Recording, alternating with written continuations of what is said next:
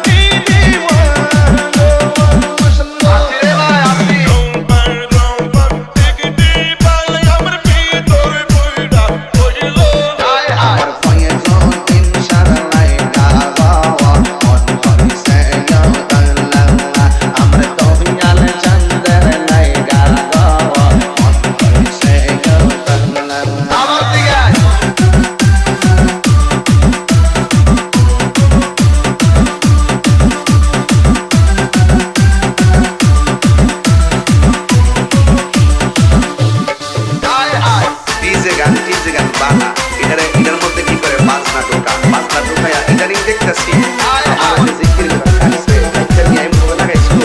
এটা হিন্দু আর Indian Tambir remix ইউটিউবে পুরো জোরই চলতেছে।